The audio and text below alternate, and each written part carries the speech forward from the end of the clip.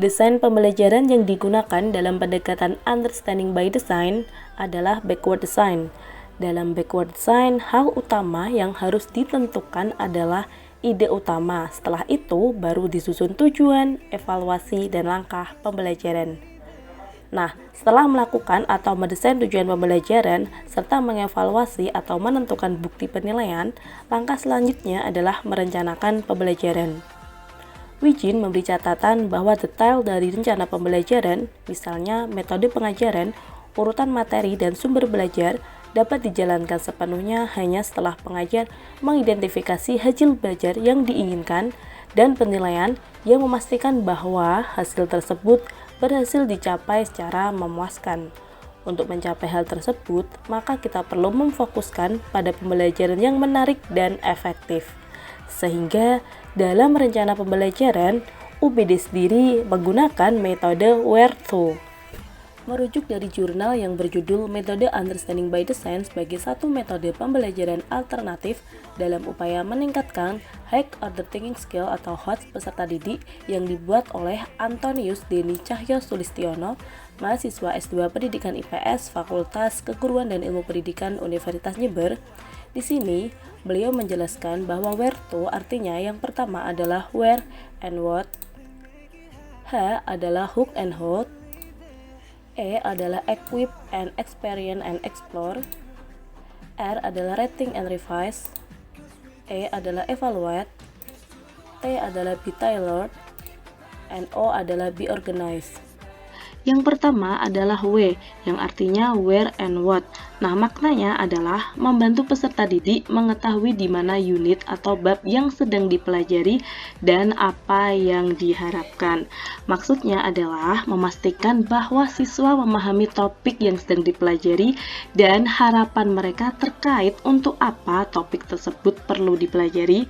Nah, selain itu juga membantu pengajar mengetahui dari mana peserta didik berasal, yang artinya adalah terkait pengetahuan awal dari peserta didik tersebut.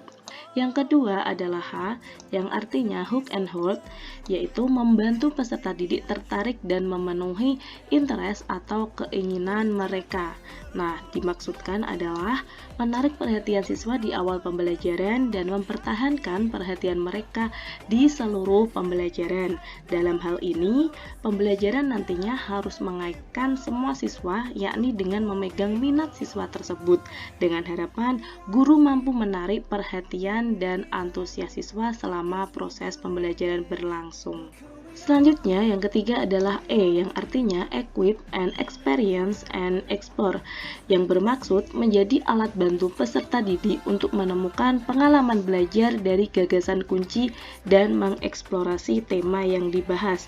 Nah, maksudnya adalah membekali siswa dengan mengeksplorasi pengalaman yang diperlukan, alat-alat, pengetahuan, dan kemampuan untuk memenuhi tujuan pembelajaran tersebut.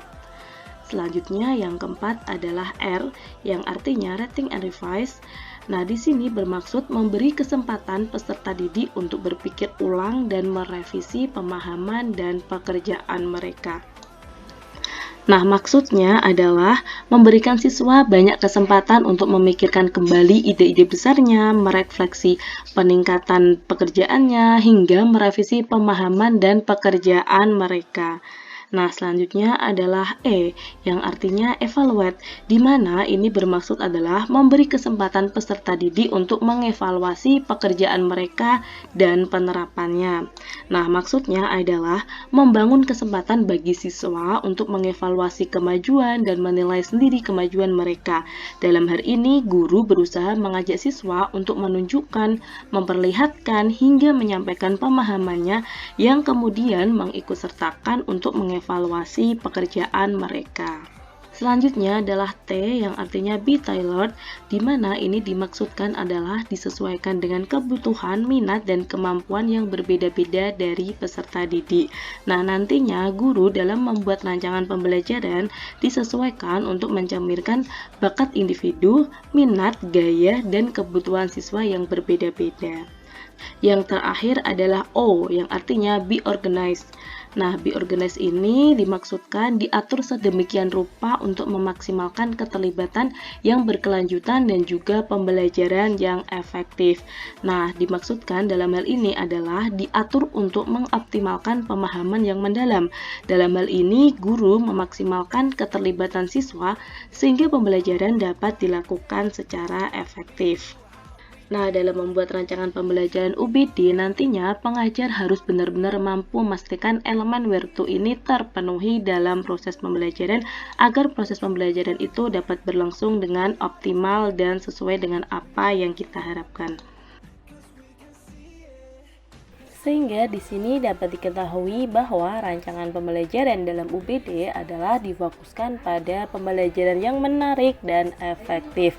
Nah, pembelajaran ini nantinya dirancang untuk menunjukkan pemahaman, pengetahuan, dan keterampilan yang diinginkan, serta memastikan bahwa desain yang dibuat melibatkan semua siswa secara maksimal dan efektif untuk memenuhi tujuan pembelajaran.